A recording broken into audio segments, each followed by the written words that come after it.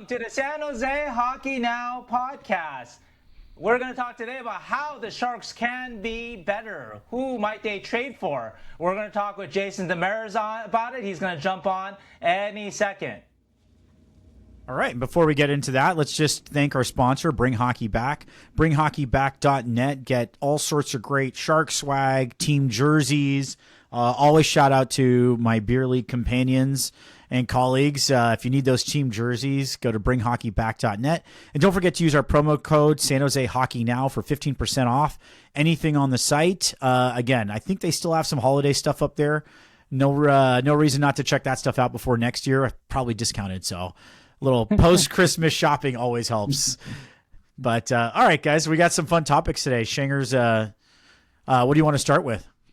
Well, before, did we give the coupon code? If we didn't, I just want to say it again. San Jose Hockey Now, 15% off, bringhockeyback.net. So double plug for our guys. We love Bring Hockey Back.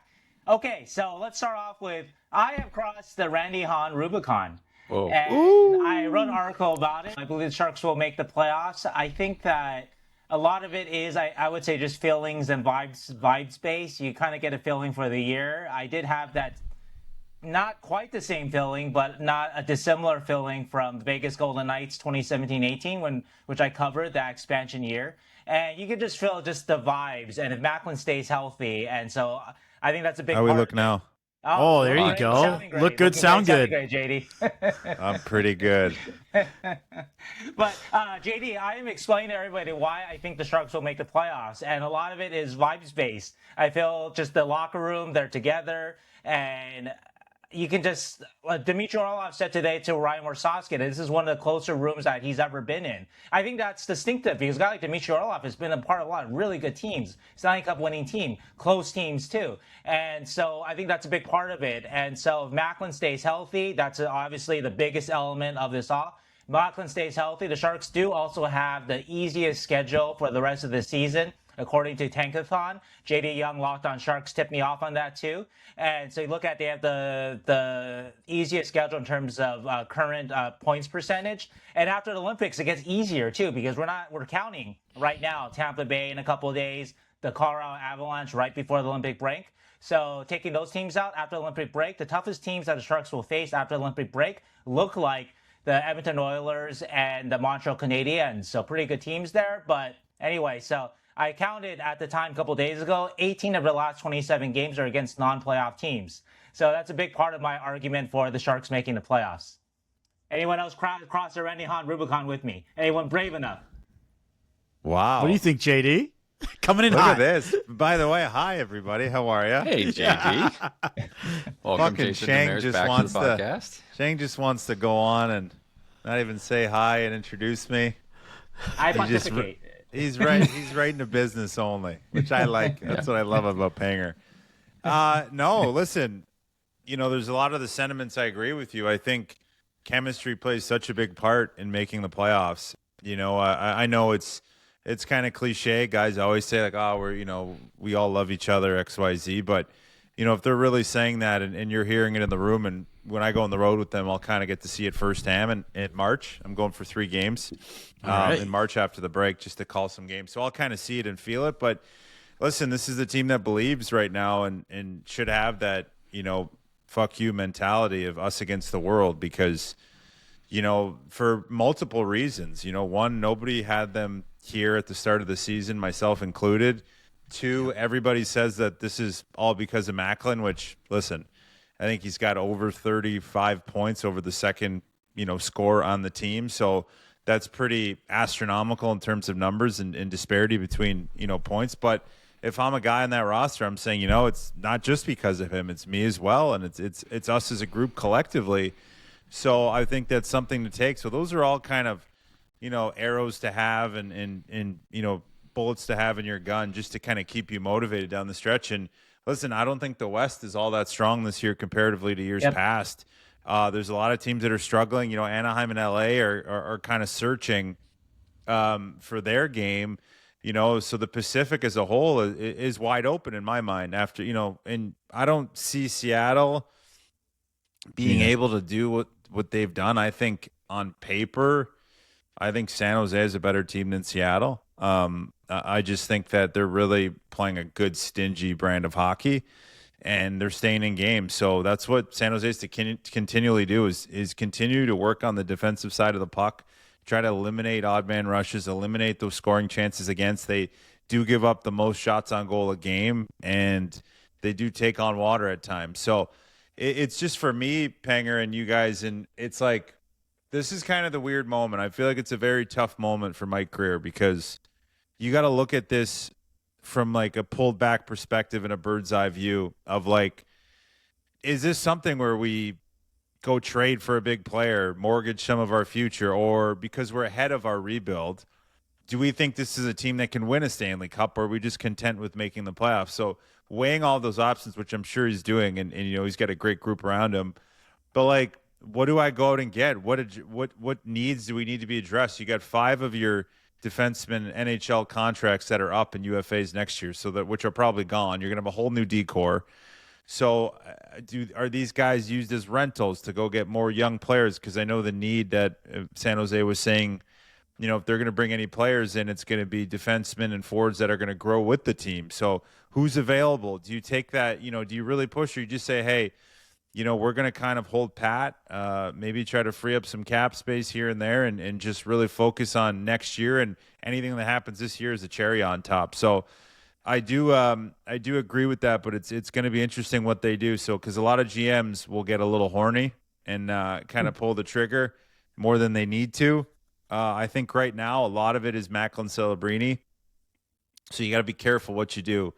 And if there's a guy out there though that you can target, you can bring in that'll be with you for at least 3-4 years past this, that's worth it. I think it's worth doing. But other than that, I would not take a risk, take a shot. I think if they make the playoffs, great. If they don't, listen, this has been a fantastic year so far, and this team feels different. The chemistry, everything around it, the buzz is kind of back in the building at SAP. So I just think you want to kind of temper the expectations a bit. I think that sounds like haven't really fully crossed the line until they will make the playoffs yet. No, I mean, it's interesting because, you know, I never look at this part of the year because, you know, I always say, you know, and guys will say they don't do it, but they're lying is right now you look at like, what's the average number to get into the Stanley Cup playoffs is what, about 96 points? So now you start looking at 96 points. You're looking at buy-in wins. We're doing a little bit of Billy Bean baseball here. And I always look at it this way. I'm like, 96 points. They're at what right now? They're at 40. What are they at points-wise? 47, I believe. Yeah, I think they're tied with a bunch of teams for that. They're at 47, so you think they need another 50 points? That's another 25 wins they need. That's gonna kind of guarantee that they're in the playoffs. So 25 wins, and then you look at – I always like to look at how many teams are in your division, because after the break and now that it gets tighter, this is when the NHL schedulers, they put all the divisional matchups, rivalries. They're at 51 points. So. 51, so you need 47 games, right? 47 and also, I would probably shave off like 4 points from that usual average because, to your point, the West is getting spanked by the East this year. Yeah. So the buy-in's a little lower. I go a little bit higher to be careful. Like, so you're saying 47. You know, that's 24 wins. In however many games they have left. So that's a good clip that you got to win. Yeah. And, you know, the thing of it is when you look at it, it's like how many, because getting back to what I was saying about scheduling, like they like to, right now before the break, the Sharks will probably play a few less games. They'll play more against the Eastern Conference. And then after the break, it's like all division, all conference. So that's when it gets tough because you just want to focus on getting into the playoffs now before the Olympic break, because post-break, there's a lot of 3-point games. There's a lot of games that go to overtime. You look at Anaheim and the Kings, exactly to my point, the last 2 games. They play a back-to-back. They split both games.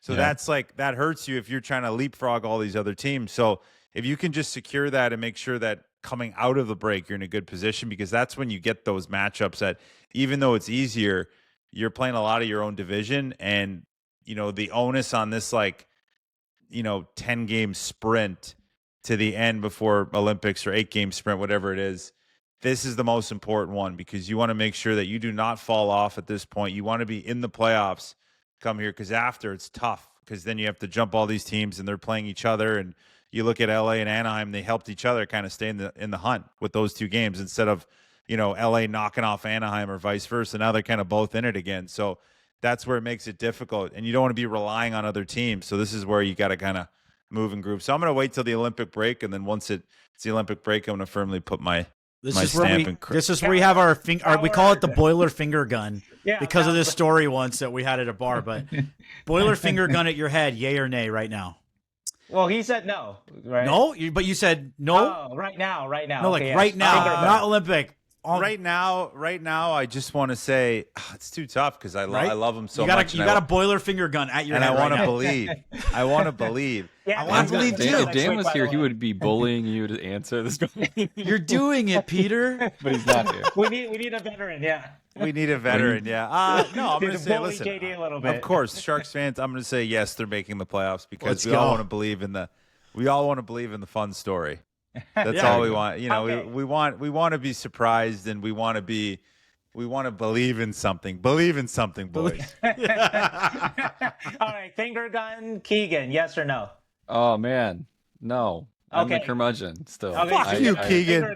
Finger gun. Dude, I said Finger it gun. last week. I'm believing more and more every week. But JD, what I was saying last week is, as a Sharks fan, like you also don't want to get hurt. So I don't want to put myself emotionally Been hurt too many to times. believe. Cowards, But cowards, I'm in now. And the reason You're I'm in in? is I Okay. think to the same reason Shangers is in now. And we're all in on what we call the Randy Hahn Rubicon because he called it a while ago that they're He making called it playoffs. right after the Pittsburgh game. Yeah, it was December 18th, right? Like, so he called it that day with us and was like, I think they're making it. The reason I believe now is because the same point JD was making about this stage of the season, seeing how they're responding to the adversity, whether it's injuries, whether it's back-to-back games, which they haven't been winning, but they're performing well, they're splitting them, and they're not dropping off. And they make me believe every week a little bit more, and so I think I'm there. Yeah, you just have to think of this, and this is what I always, we talk about at the network. So if you're saying we start today in the playoffs, you're going to tell me that there's going to be no Kings, no Ducks, no Predators. I think the that's rest, crazy. I don't really see a team be able to make it. So No of those Winnipeg, three shocking. are not making it. That's shocking. That's shocking 3. Yeah. Like that's huge, enormous changes happening. Or Seattle falls out. So listen, I think it's when I look at it, it's a 4 kind of horse race in the Pacific. I don't think you got to beat Seattle and LA and the Ducks. Like those are your 3 games that are non-negotiables. That I think Vegas and Edmonton will separate themselves. It's just a matter of time. They will. I think that's who you're hunting down is that. And again, listen, you can't compare yourself to other teams. You got to run your race, and they're running it right now, and that's the most important thing. And I love hearing the locker room come out and say, we all love each other and believe. Yeah. I don't know. I think it's just amazing to see that the Sharks are so ahead of timeline. Yeah, he's done. Yeah, dude. He's gone. That's like his thing. He just falls off. He doesn't say bye. He's the best Irish goodbyeer I've ever met. That's not true. That was This guy- really good. I bet his computer died. Sometimes he doesn't plug it in. He sometimes doesn't plug it in. This guy.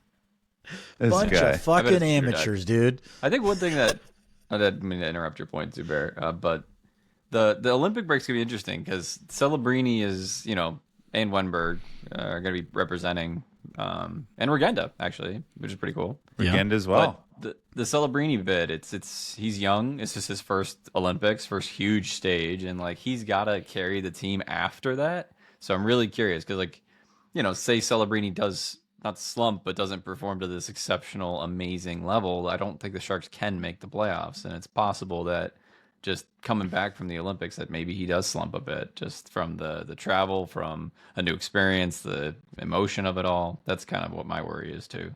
Whereas other teams might be able to absorb that kind of thing, the Sharks really can't. They need him to be exceptional. Yeah, it's a lot of hockey for It's him. a lot of hockey. It's gonna be a lot. Maybe he cuts his 2.5-minute shifts to 2 minutes afterwards. Who knows? Well, you got to think the later we go in the season, the more they're going to lean on him, especially. Yeah. I think it's up to Warsofsky, and I really do think and I'm not going to say the injury word because it's just not. You don't want to put that juju out there, but we all know what happens without Macklin. It doesn't matter how good of a system you have. Fortunately, the horses, aren't there yet. They're getting there. There's a lot of young, a lot of youth, a lot of kids coming up. They're getting there. But I just feel like he's just such a special player. Yeah. And what's it, like 50% of the points on the team? I don't know how he's going to feel coming after the break, because it's going to be a very competitive Olympics this year, and I think he's going to be counted on a lot more than people think to play, because he's just that special. And I just, that you hear all the guys talk about how his motor, he never gets tired. We interviewed Alex Wenberg on the network, and he said, he never gets tired. And it's always, everybody gets tired at some point. So it's like, it is what it is. It's like, there's a breaking point for every human being. And I don't know if there he is, computer plugged back in. I just don't know if, we'll see it. But it's really incredible to see what they're doing. And, I'm so excited to go on the road in March and call it, just because, number one, I love being around Randy, Drew, and Ruzanowski and Panger at times. But, I'm just so excited to feel that buzz and that energy around this team. And it's just so exciting to watch them, because they're in every game, man. They really are, except a couple of them. Except the ones that get blown out 7-2. They love that number. Blown out or their comeback. It's a historic comeback from behind. So that or an absolute just shit kicking. So exactly. No in between. So that's what I say, is they're always in it some way. Some way. Well, to your point too, there has been better secondary scoring lately, which has been kind of nice. Has been. Yeah, that's been kind of growing, and you see kind of like, I don't know, there just feels as if, I mean, you could probably speak to this, JD, but when you have a Celebrini in your locker room and he's literally carried wins on his back for the team, it just seems like the boys are now like, oh, wait, I believe a little bit. Let's go out there, and you can see someone on your team doing it. And it feels like they're all believing a little bit more from week to week as well. And you're kind of seeing that, and guys take a little bit more ownership. Yeah, I agree. I think it's also being like, having, like I said at the beginning, having that mentality of like, no, like, fuck this kid. Like, we can do it too. Like, screw him. Like, he's great, but like, let's chip in, and let's not always just look and be like, hey, Macklin, what are you going to do tonight to get us this win? So, and I think you're seeing that from the secondary scoring a bit, and they have it. They have listen, they have some horses. They have some young guys. Will Smith back. That's a big one to see come back into the lineup. See how he kind of slots in. You got the Chernisovs. You got Colin Graff, who's developing into a just incredible two-way forward that is one of the diamonds in the rough that's going to be around for a long time in this league, that I don't think anybody's really talking about. And I kind of saw it last year. Like this kid is something special to watch, like just everywhere. If he can kind of clean up his face-offs a little bit and really work on it, I think he could have a very, very, very strong case to be a phenomenal 2C or a top 6 winger, just depending where they slot him. So, but he's learning, but I love to watch him. So yeah, they got a lot to like, man. A lot to like. Do you think Graff can play center? I think he's played mostly wing in his life, but I'd like to see, if the potential, if he can. And I'm sorry, I said 2C, a 2 wing. I don't know why I said 2C. Yeah. But I mean, listen, I think any winger in today's NHL only helps you to be good at face-off. So it's like, if you could slot in and have a 2 centermen on one line, but your guy's a natural winger and Graff. But I do think he's very, very talented. He's not so just offensively, but on the defensive side of the puck, penalty kill, all that. So I think he's one to watch. It's just like, after Macklin, you look at down the list, there is a lot, and you got, locked up Wenberg, and you got Chernisov, who's come up. Yep. You got Regenda, who's played great in that spot. How long he's there, not sure, but he's done a good job of coming in and being a finisher. So it's just like back to the point of, what does Mike Greer do? Is he buying or is he selling? Is it you just he kind can of also stand hold. pat? He can hold. You don't need to necessarily. Here's what I think. I just think you got to pick something up. Well, no. Well, okay. So I agree, but not at the cost of the future of the organization, when so much of your development is still developing. Like, agreed. A lot of the depth, like you said, you can't sacrifice the future for the now. But I also think it's priority to surround Macklin with the right people and give him playoff experience. Right. So it's that balance of where I think he doesn't do anything extreme. I think he's going to mostly hold, and if he can make this team better without giving up too much, that's what we're going to see, but don't expect any blockbuster trades or anything like that. Guys, we're talking about getting horny, though, okay? That's why we're having JD on. Yeah, so. That's the whole point. Let's get horny. I mean, let's get horny together, JD, all right? So screw Dougie Hamilton for turning down a trade this offseason.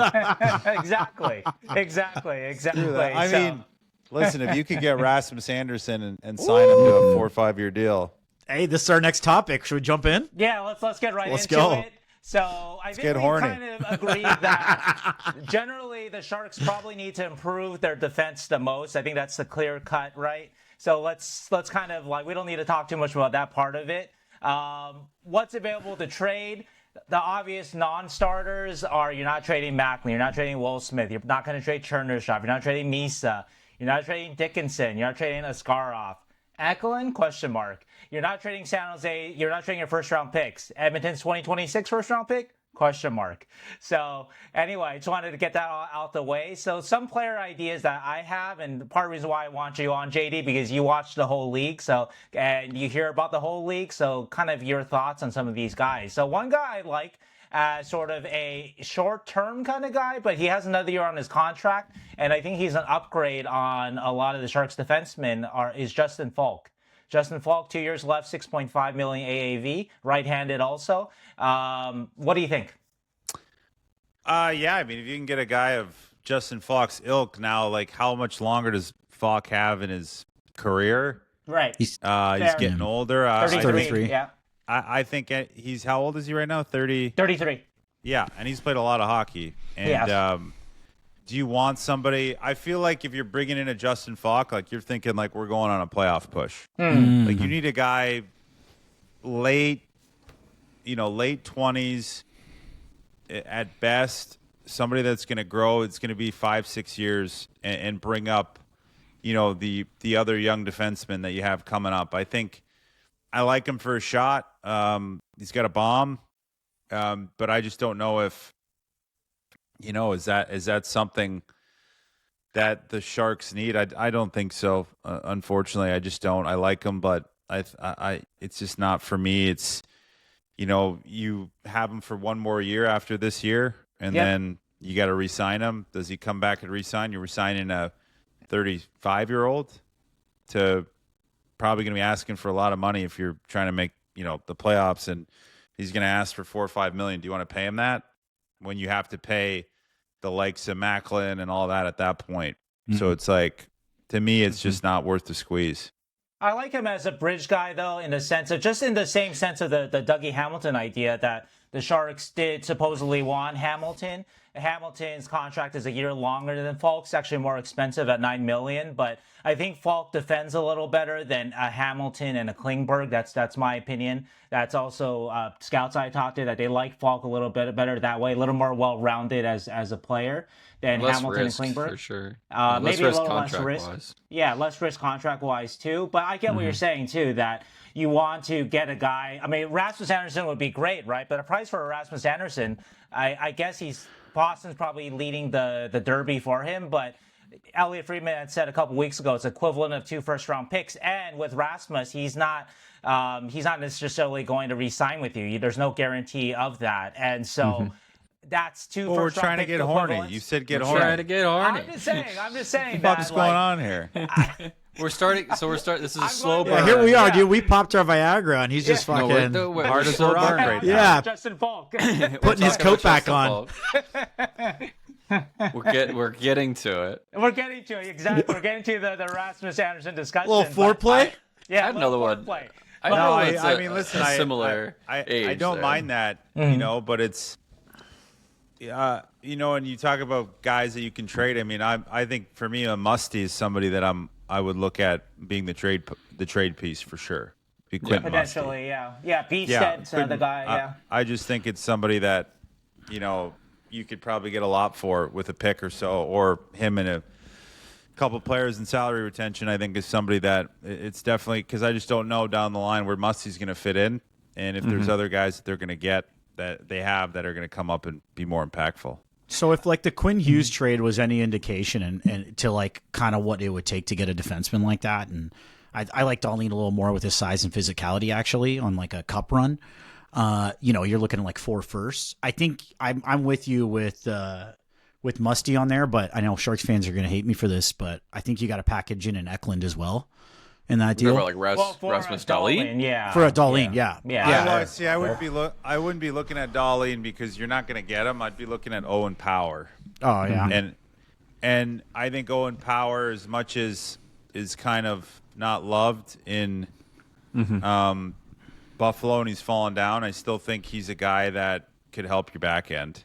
Yeah. And I think if you bring him in, you have, him, you have Dickinson, you have Mukmadulin, and you got 3 big lefties that kind of play a little bit of, because Owen Power is he's a tweener. He's not like a full-blown offensive guy, and he's not this defensive stalwart. Yeah. He's kind of just right in the middle. He's a good puck mover.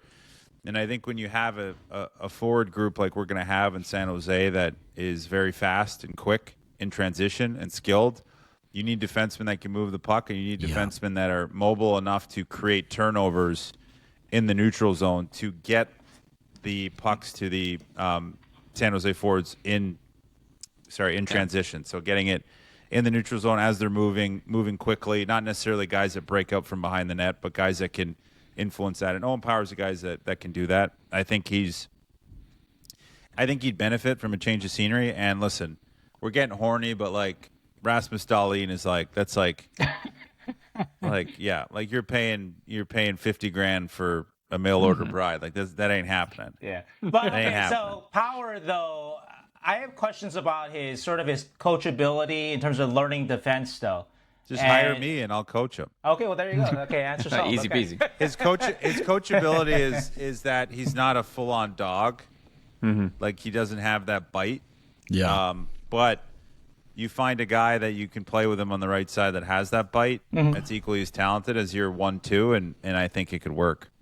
I was talking to somebody yesterday, and they said that they think that Byram's still available too. So what do you think of Byram? Both of those guys, I think, are very. It's like those would be the 2 guys I'd go get is Byram and Power for sure.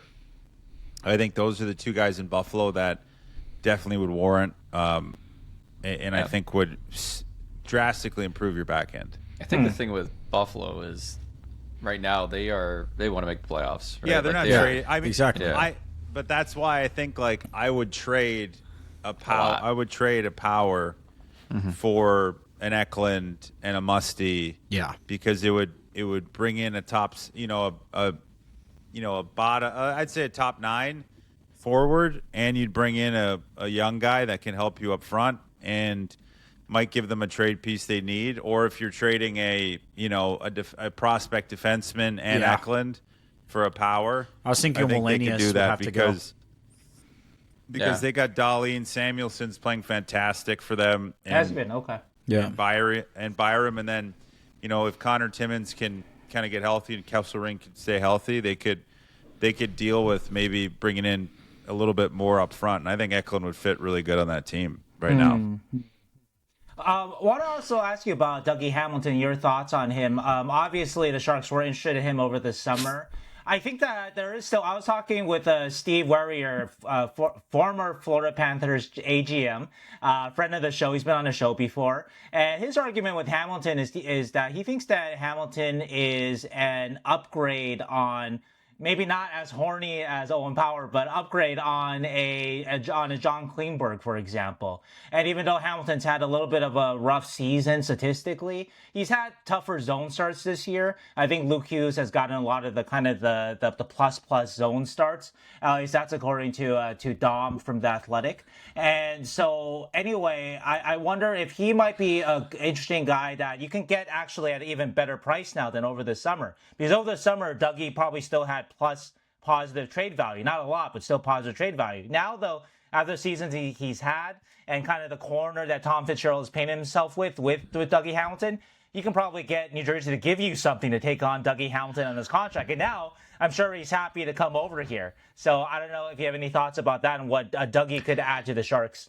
Yeah, Jersey's in a really tough spot right now because I don't think they're making the playoffs, and they had high hopes.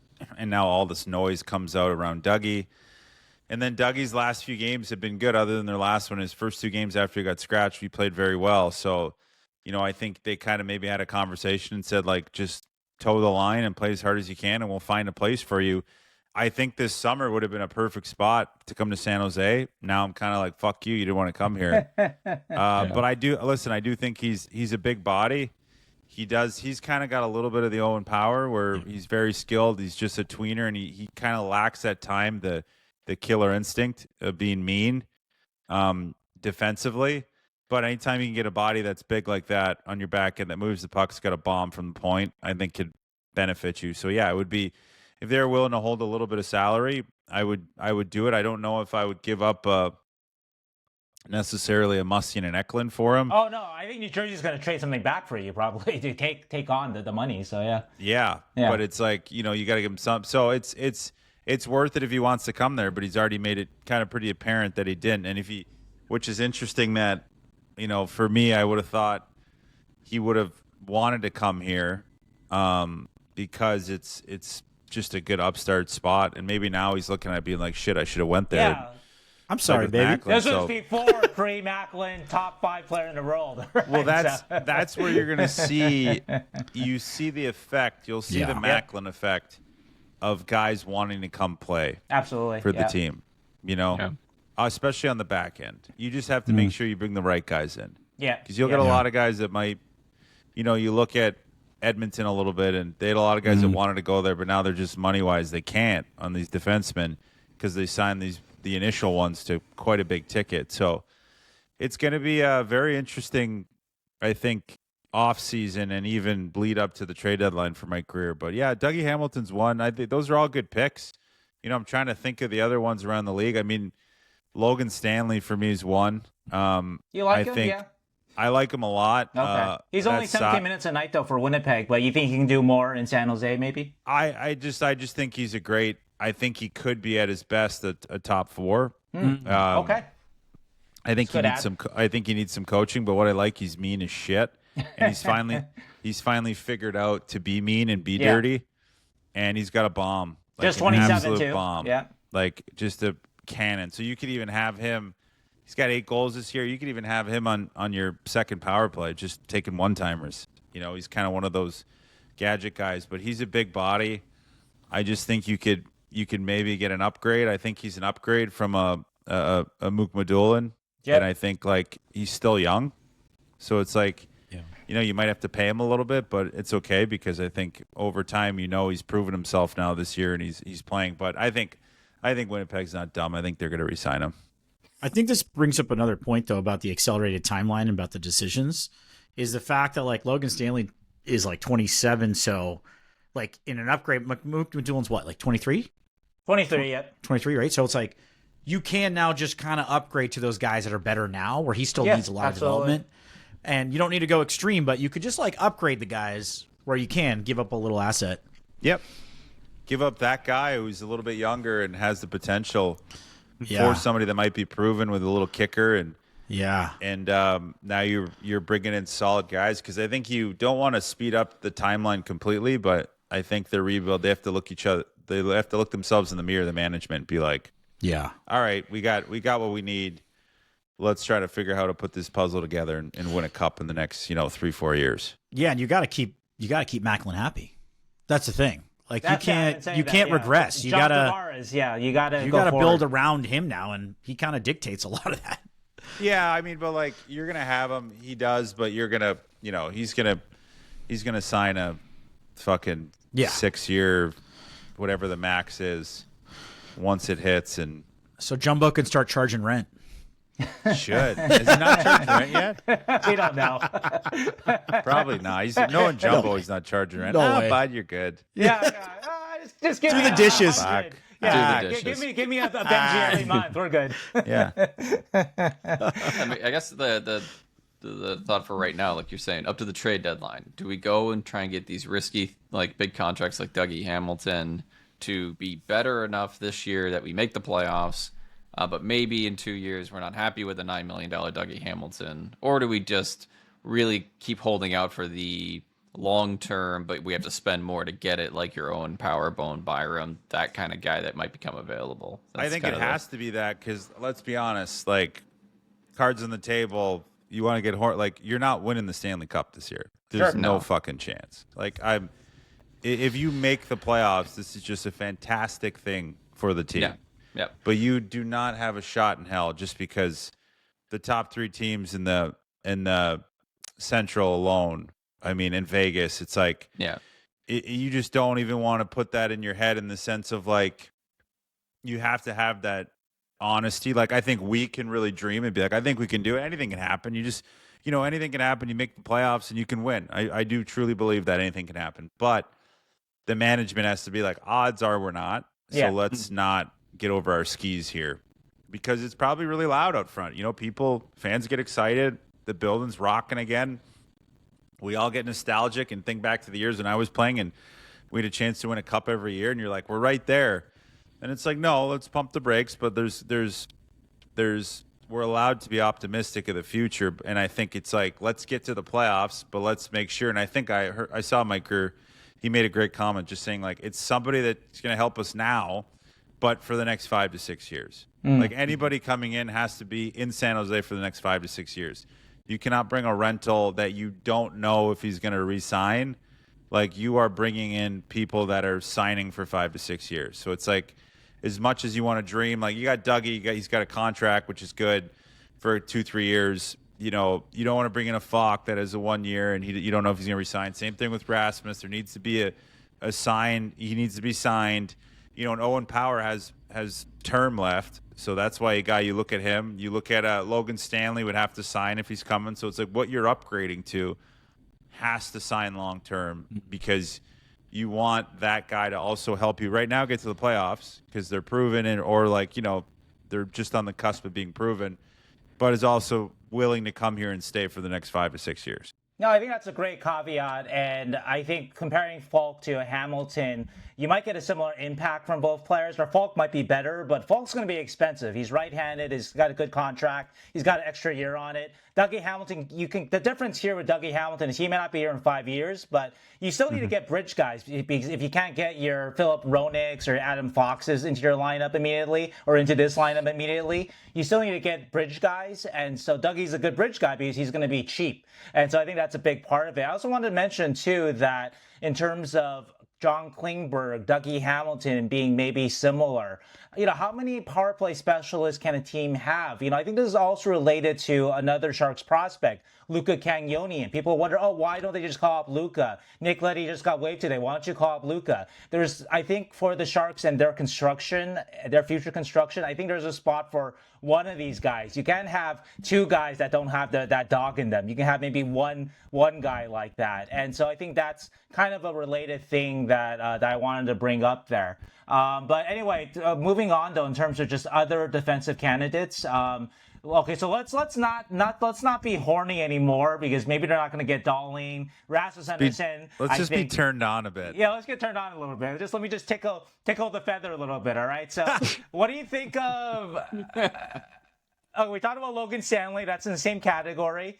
So how about Tyler Myers or Will Borgen as sort of upgrade to the current defense and maybe not so expensive? Well, Borgen might be a big upgrade, but Myers not so big an upgrade maybe, depending on how you see these guys. I don't know. Will Borgen. I think Tyler Myers is better than Will Borgen times 10. Oh wow, okay. Yeah, like to me, Tyler Myers is a better player, but the problem again is Tyler Myers is 35. Right. He's old. Tyler Myers hasn't got long left. Like, not that he doesn't have long left. A lot is my argument, right? Like, you can maybe offer a second. There's even an argument. People will hate this, but the Sharks are good enough that I think you can make this argument that you trade a guy like Shakir if you've determined that he's not quite ready to be the man for you, and he hasn't shown that this year. Obviously, a ton of talent, but you kind of, are we going to wait on this? And, I have a question here. For JD too in this point, like if you're taking someone on just contractually, but they're only here for 2 years, and to the point that JD made about Greer, where he wants someone long term, how much do like off ice stuff matter in those kinds of deals where it's like, how is this guy going to shepherd the young guys and mix has to be personality wise, right? So like it's even short term it matters. Yeah, even more so short term. Like I know because then you're stripping that guy away. Yeah, everybody likes a bridge, and I'm like, it's so tough when you think that way. Of like, well, we just need somebody that's going to come in until everybody's ready. And it's like, well, does the guy coming in feel about that?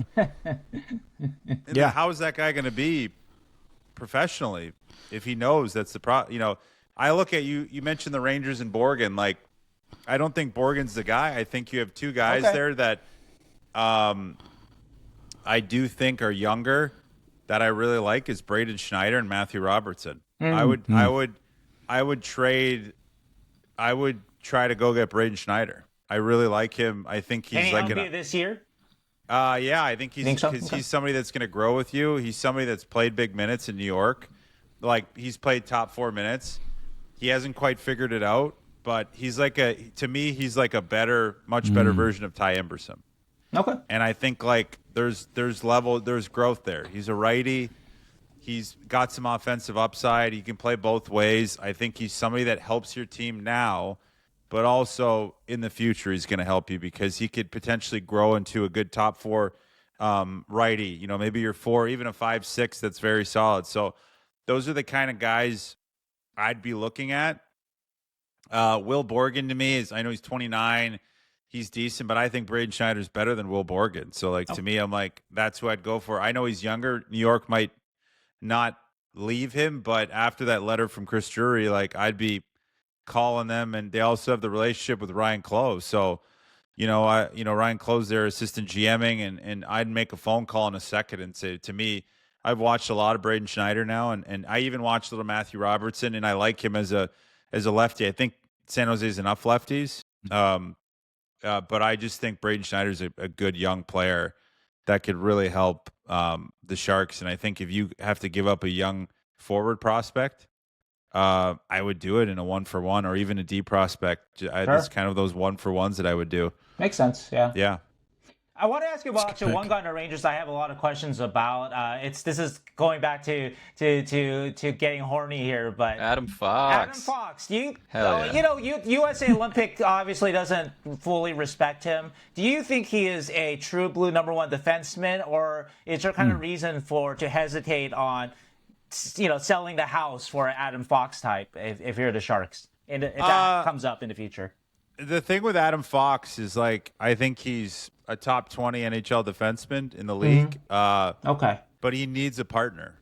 I think he's one of those guys that can't do it alone. I think a Quinn Hughes can do it by himself. There's tiers. Kale, yeah. You have your top, the top 5. Here's my tiers. So I'll go. It's usually Kale and Quinn are by themselves. Yeah. And then you got. Then in that second tier, you'll have Werenski, you'll have Yossi, you'll have Heiskanen, you'll have, I'd even put a Slavin, and now we can even say it's pretty early to say Matthew Schaefer, but guys that if they were by themselves would still be very effective and they would improve the defenseman around them. I'm not saying Adam Fox doesn't do that, but Adam Fox is so good offensively, but he takes a lot of punishment defensively, and he needs a guy like a Gavrikov. You see his year that he's had this resurgence this year, and unfortunately he had some bad injuries, and I feel for him. But he was playing fantastic with a Gavrikov because that is the perfect mix. Yeah. So if you're bringing him in being you're our guy, you're putting him with Sam Dickinson, not going to work. It just won't. And it just won't work to the way you think you want it to. So it's to me, it's not worth it unless you have a solid lefty like a Gavrikov that's going to play alongside him, and you're going to absolutely fucking love him. But for a power play guy, he's very smart. He's incredible in the power play. He can play penalty kill. Again, he's a top 20 defenseman, but he needs a partner. So that's not saying that he's not a top 20 defenseman. He is, and you could even, a lot of people would fight me in New York and say he's a top 10. But I think there are some guys that maybe just kind of usurped him a little bit this year. But he's a guy that needs a partner with him, somebody very good. It's a little bit like Evan Bouchard with Matthias Ekholm. Evan Bouchard's a top 20 defenseman in the NHL, but he needs a partner. He needs a guy that can cover up those deficiencies. And I think that's where fans will kind of be like, well, what the fuck do you mean? Fuck you. But I'm like, no, Zach Werenski could kind of play with anybody. Yeah. He's his own person. Roman Josi could do that. Rasmus Dahlin can do that. They obviously benefit from a better partner, but they can kind of drive their line. He's not that guy. Just defensively needs somebody with him, but I do think he's great. I think if you have an opportunity to get him and not completely destroy your franchise for him, I would definitely trade for him. But I don't think he's really going to go anywhere. And the other thing is, I just don't know injury wise. I'm a little worrisome about his injury struggles. And again, coming to San Jose, you also have to think it's more travel. It's a harder schedule than the Rangers out east. So you always got to keep that in mind when you're trading for guys that are coming from the east. It's a different world. His like his track to get to the Rangers was kind of like, I want to be on the Rangers, right? Like he didn't want to sign with Carolina, and he was like, I want to be with them. Yeah. Is that the kind of guy that's going to be first out the door with a full no move? But I like you getting horny. I mean, I love getting horny, but it's just You gotta do something with it, though. I know, it just doesn't. I've thought about it because I think San Jose's missing that kind of defenseman in their pipeline. That's Sure. really that even does need a partner like that, but we're missing that type of high end offensive talent, and hard to find a guy unless you spend 4 first-round picks and get Quinn Hughes. You know what I mean? So you're writing off Luka as that guy? Not. I mean, like, he's very young, but I don't think he's going to be Adam Fox. I have to sit and watch, but like honestly, man, it brings up a bigger point of like just defensemen in the NHL as a whole. Like offense is so, I just did a big thread about like 2-on-1s, and I know it's random, and I've just been watching and having watched the league, like defensively, because I always say like Quinn Hughes can defend, Adam Fox can defend, he's not the best, but he can defend. The amount of like good defensemen in the NHL has really gone down. Like overall, like that can play both sides of the puck. It's really, there's been such an onus in development on offense that kids have just forgotten how to defend, and the teaching, kids don't even understand the concept of zone defense versus man on man. And they're taught growing up, everybody plays man on man. So they just think I follow my guy and cheat for offense. And that's, we got to outscore our problems. And I'm just like, it's a bigger, broader problem of like, who do you find? So it's like, I think finding those guys that can do both is always going to be better than finding the high offensive talent. And I say that because I look at, you go Adam Fox, and I'm like, well, if I'm bringing on my team, I'll take a flyer on Braden Schneider over mortgaging my future on Adam Fox. Cause I think Braden Schneider, if I get 6 of them, well, at least I think I can keep the puck out a little bit more, and I might not be as offensively gifted as having Adam Fox, but I might have a better chance at winning more hockey games. And I think that's the goal of this. And I think I agree with you, Panger, of like, you need one power play specialist. Yeah. Yep. You can teach guys the power play. You need one. It's hard to teach guys balls on the penalty kill, and to keep the puck out of your net and have pride in that. But I think offensively, you can teach a second PP. You need a gifted guy that just knows how to do it. I think that's for a PP1. Yeah, and those are you could find those that are very good on the power play. And I wanted to add to that. I do think Luka can be your PP1 guy. Yeah, on the Sharks, like if he has time, because so much of power plays are developing chemistry. Like you just see power plays that stay together over a long period of time. Yep.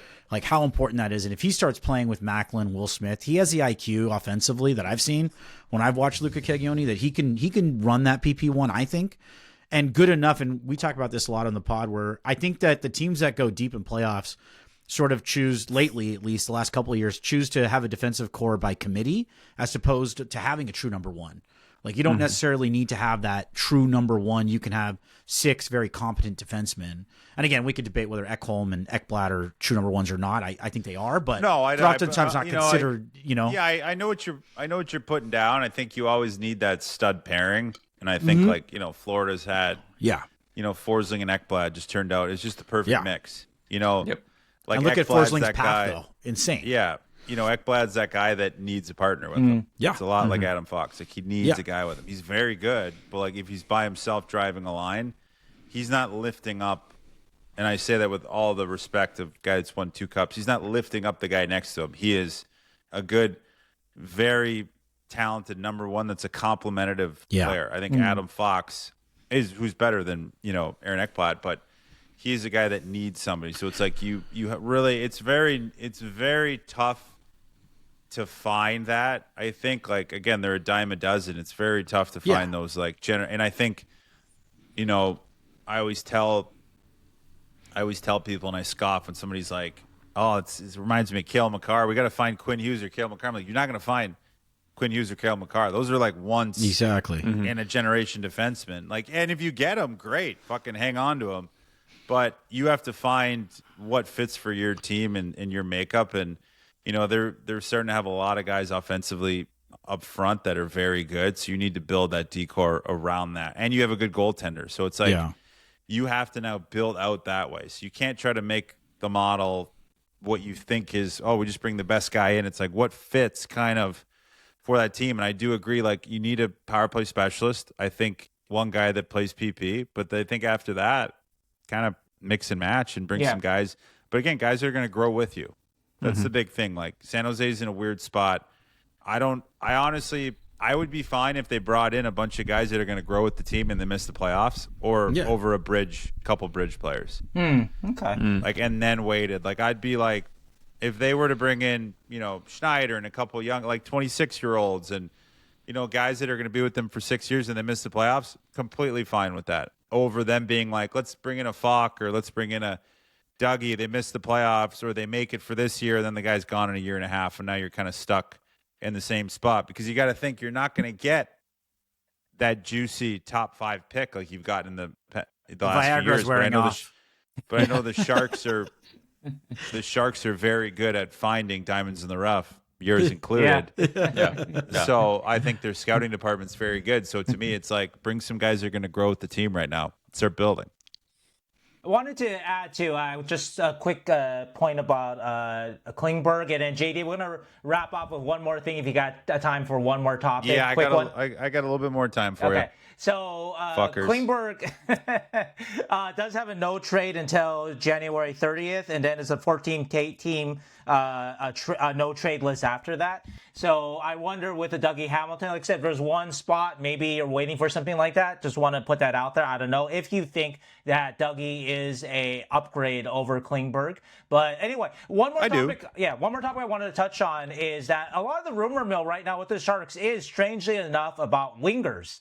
And if you look at the Sharks, their lineup, their strength their depth is actually on the wing, even the minor leagues. If you talk about Chernyshov coming up and Regenda coming up and Graf emerging as a real deal, top 9 playoff caliber type winger. So the big guy that's been in talks is Kiefer Sherwood. And it's been happening even at first. You hear it and you're like, well, the Sharks don't really need a winger, but Elliot Friedman keeps talking about it. Rick DeWall, I'm sorry, I'm saying his name wrong. Vancouver, very connected guy up there. He brings it up. So I think there is something real there, even though Sherwood on the surface looks like totally against what Mike may want. He's 30 years old. He is going to be a UFA. He's kind of having a bender of a scoring season, so he may not necessarily replicate this on a yearly basis. But I think where Sherwood, a couple of things that are interesting to keep in mind is that he might be willing to sign a contract when he comes over here. That might be a part of it, because he's not like a Quinn Hughes type where he's going to get to call his own ticket anywhere he wants when he hits UFA. Second thing about Sherwood is that the style of player, and this is one thing that we can see with Mike Weir a lot, is that the type of player, like, he goes for kind of types of players, and we see it very clearly. And I can't think of an example off the top of my head, but with Sherwood, Sherwood is fast. He forechecks. He leads the league in hits. I think he led the league in hits last year. He sounds actually completely like a Mike Weir player if you take out some of his age and the UFA part of it. So I wonder if there is something legitimate there. And just what do you think of a player like Sherwood, JD? I mean, I love Sherwood. I think he's got an identity. I think every team needs a Sherwood. He's very good. I would like him to slot in. I think he slots in a potential third to second line spot, but I think a third line spot's really good. And I think, a guy that can potentially score, but he's just hard to play against. He plays hard. He's 30. He's still got takes care of himself. Still got 5 years left. You can get a good deal out of him, maybe longer. And he's kind of one of those guys, I think, that helps you down the stretch. And he's just a team guy. You can't have enough of those team guys and sandpaper, and I think he would fit in really nice. I think the Sharks need guys like that. I really like what Adam Gaudette has done this year, and a lot of those bottom six, but like Kiefer Sherwood is a good player that jumps right into this roster in your top 9, and at times can be top 6. So, and he's a rat, which I love. Yeah, the going talk is he won't command a first, which is what Vancouver wanted. And so if you can get him for like a second, and I think it's all day a second for Sharks. You don't trade a Musty for sure, but like, could you live with Bystedt and Mukumadulin? You can talk me into it. I wouldn't do Mook at all. And the I'm thing just saying you could. You talk me into it. And the thing with Sherwood is like Bystedt, but. Yeah, and I think with Sherwood in like 2-3 years, if let's say it's not working out, somebody's going to want him. He's one of those guys that a winning team will always want him, and especially if his stock's a little down. And he's just one of those guys I think that can catch lightning in a bottle at any given moment for a team. So like a winning team. So I bet you they're fielding a lot of phone calls for him, but they may not be the first that they want. But I think I can see him getting moved. It's just Vancouver's a dumpster fire right now. I also feel like he could slot into that first line pretty well. If you look at what he's done this season with Vancouver with the extra opportunity, I think his shooting percentage is up like to 17%. Well, you can slot shoots anybody 11 with Macklin at first line. So. Exactly. Yeah, that's But then you have slot forechecking. me with Macklin, and I'll get fucking half a point a game. Yeah. Hanger's getting goals. Yeah, Sheng's getting goals. Yeah. As Boilers said, all of us but Pengers would get a goal with Macklin. Yeah, Peng, you'd be in trouble. Macklin's so good this year, even I could score. All right. And during the off season, we're so sure Macklin's game has raised. Well, I would say too, like the Sharks this year specifically, the play like of Reeves and Goodrow, the fourth line has been very physical and more so than prior years when it's noticeable that they're actually impacting the game. I think maybe he's looking to add a little bit more, like you said, sandpaper into that top 9 because we've got all of our guys in the bottom. Not really. Yeah, that's fair. Not up front. Like, Macklin's a hard player. He's one of the hardest players to play against, but he's not going to like pound you physically. Yeah, you still, if you want to get horny, there's a guy that I would attack that would fit perfectly, and it's Brady Tkachuk. Oh yeah. Yeah. Oh, and I think with the way Ottawa's going, I think it would be a perfect fit to have Brady Tkachuk on your left wing next to Macklin with Will Smith. And again, I think like Macklin and Will, because I'd love to see them stay together. I think Will forever will be that player that's going to be at times streaky, and then other times you're going to be like, what's he doing? It's just, you're going to have to live with that. That's Will. But if you can bring a guy like a Jamie Benn at his infancy, and because obviously Jamie Benn's retiring soon, but like guys like that have that skill but also have that jam to kind of protect Macklin, keep guys, give him a little bit more room. That is the guy like a JT Miller 5 years ago. But I look at a Brady Tkachuk, and who knows what's going on, and I think it's something where I would send over a couple prospects and a first overall and a first round pick and grab him on my team. And if Ottawa was down to do that with the way Ottawa's going and how shitty it's been for them this season, who knows how long Brady's going to want to stay. Do you think Chernishaw can grow into that? Something close? I think Chernishaw, to see what he started with, and it's always easy to judge guys in the first 10 games they play because they're very excited and you're playing with Macklin, but a big body like that, I love him. I think he's here to stay. He's going to eventually be a solidified top 6 winger.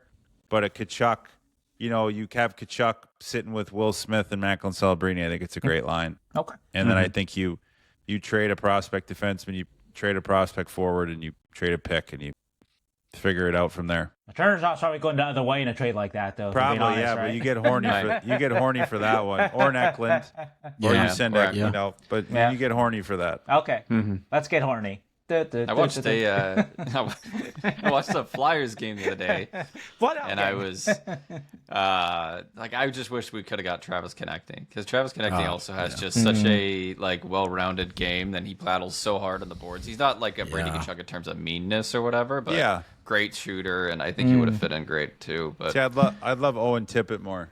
Owen Tippett, he's a monster. Big boy that can skate. Yeah, he's a monster. Yeah. Yeah, he's a little bit bigger than Konecny, but either way. I love Konecny. He's a great heart guy, talent guy.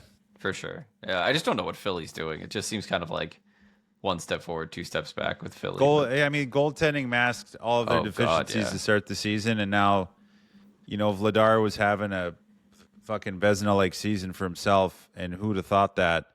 And then he's gotten hurt, and now it's Ersson and Kolosov, and I kind of saw it early in the year. I was like, these guys are shooting over their skis and nets, and eventually it's going to revert to the mean. Yeah, for sure. And now that it has, you're starting to see that they do give up a lot of chances, and they're not getting that goaltending, and they're not getting these games brought to overtime like they did so much early on. So it's you're just seeing. I don't think they had a team. I think their decor is okay at best. Travis Sanheim's a player, but after that, I don't think there's much. Cam York's a good offensive guy. You're looking at Drysdale, very injury prone. Then you got Sealer and you got Andre. Like it's just not. I think they were exceeding expectations, and I just did not see them at any point of this season being a playoff team. So now it's just getting back, and everybody I think surprised because we forgot because how good Zegras was playing, but they're missing a lot. So we'll see if they. But I see it to continue to go in the opposite direction. Yeah, just wonder if they ever become sellers or not, or if they just keep it all together. Cam York's one that I like as a forward, power play guy, younger guy, can grow into the team. I like Cam York. Jamie Drysdale, I would. It's just the injuries, man.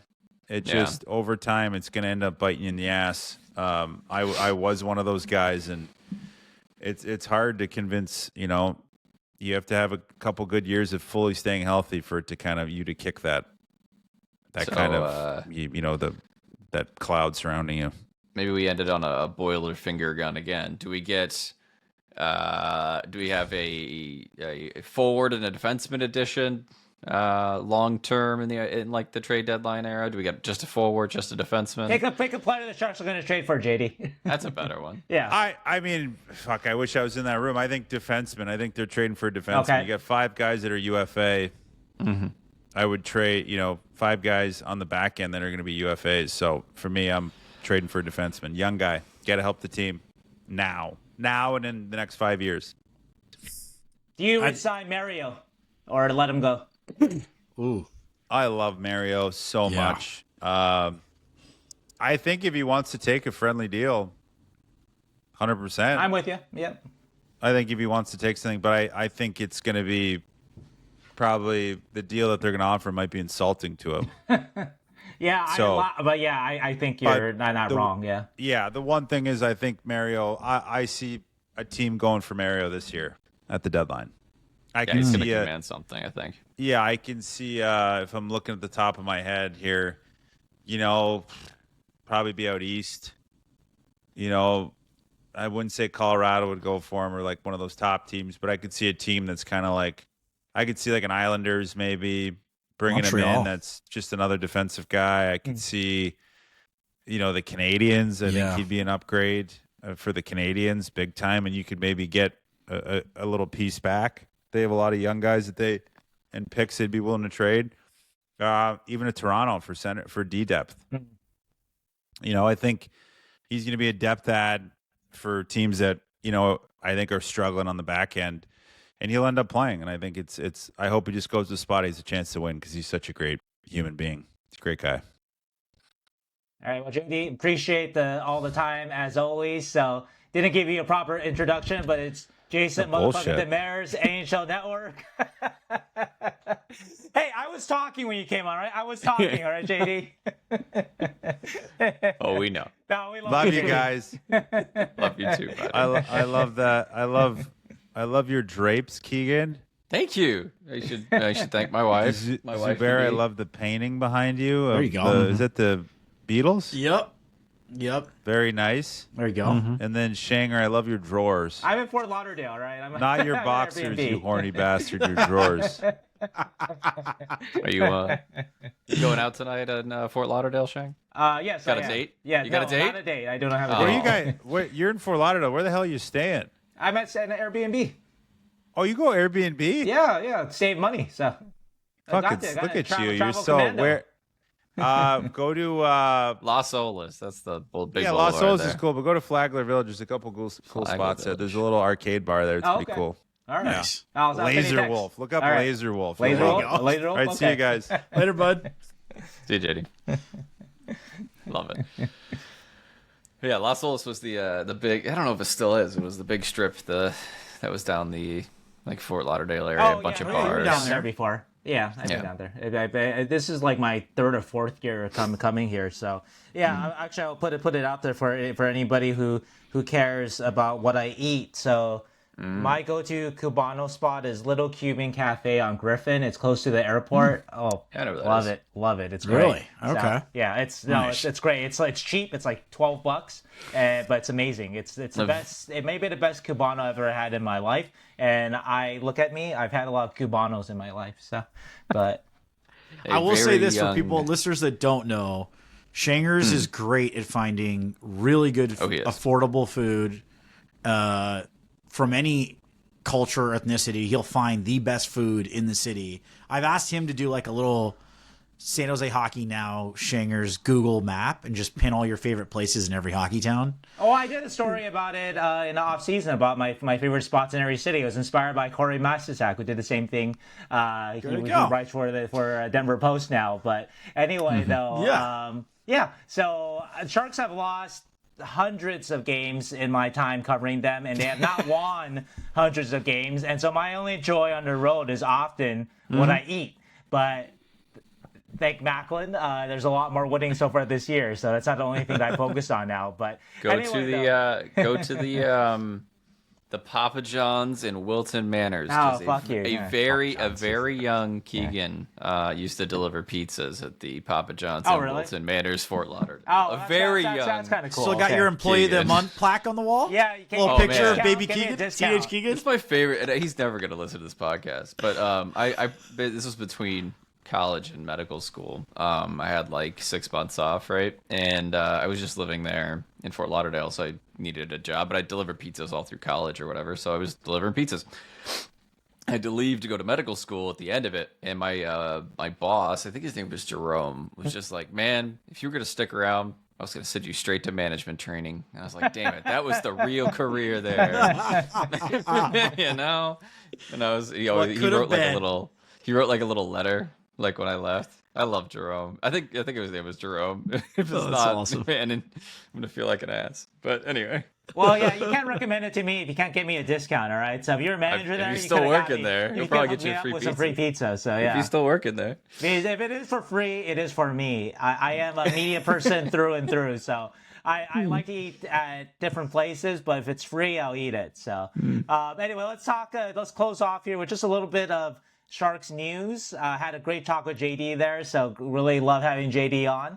But also, too, we'll end with a prospects corner, too. So, but the big piece of news is Nick Leddy was put on waivers today. Not surprising, really, if you look at how the Sharks have used them this year. It was very, very telling with the Sharks as they were getting injured on the back end. Mukamadulin goes down, Desharnais goes down, and still Vincent Iorio, Sam Dickinson are playing ahead of Nick Leddy. The Sharks' defense, let's be honest, is still not the deepest.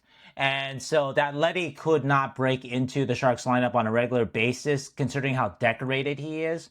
Decade plus of being a top four defenseman, once considered one of the best skaters in the world, if not the best skater in the NHL. Tells you a lot about his game. I think, too, the corollary I wanted to add, too, is a lot of fans say, hey, call up Cagnoni, call up Jack Thompson. I think there's a statement about how those guys are playing, too, that they're not up here, too. Because, again, the Sharks' defense, there's tons of opportunity. That's why it's a little disappointing that Shakir hasn't taken the opportunity that's been in front of him this year, too. Because it's still, you have Dmitry Orlov you can rely on every game. You have Mario Ferraro. And then you have 4 spots that are pretty much open on any given night, if we're being honest.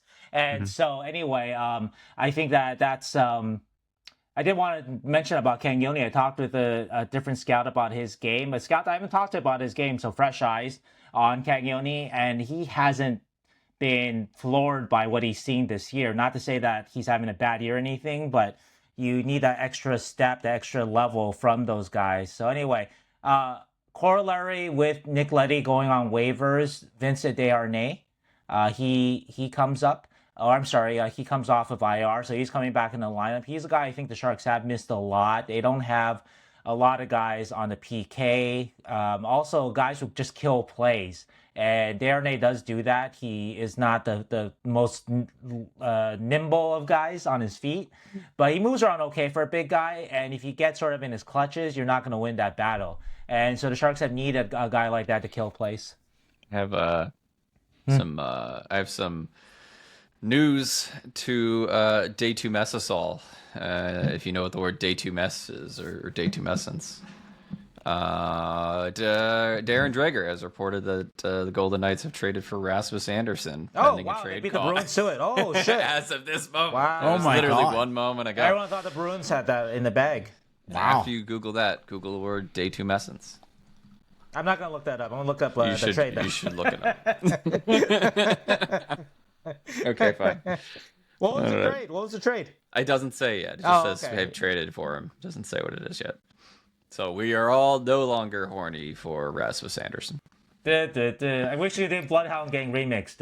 Is this the second? Is this the second podcast in a row where like a trade has happened while we're talking? Yeah, we had a Brusois trade the last time. So yeah, while we were talking. Yeah. Sorry to put a bow on the Nick Leddy thing, but I think it was time. it was time. Based on Yeah, it was time. his play has not been good for many. Every time I watched him, I was like, this does not look like the Nick Leddy I remember. It was very much like the least effective defenseman that we were still playing on a semi-regular basis, if anything, semi-regular. So definitely had fallen down so far down the depth chart that as soon as Darnay's back, much rather have him in there to see what he's still got. So Pretty nice to leave on a high note with that helper to Eklund too. Oh, I know that was enough. Right? Like just leave on a beauty and be like, that was a "All right, beauty, at least though, I had yeah. that Beauty. dish. Yeah. yes, he did have that dish. That was pretty nice. So, and also just to add to Desharnais, I think when to your point, just to add to it about the Sharks defensive core too, and JD was talking about this a little bit too. It's the importance of just not looking at D as an opportunity, but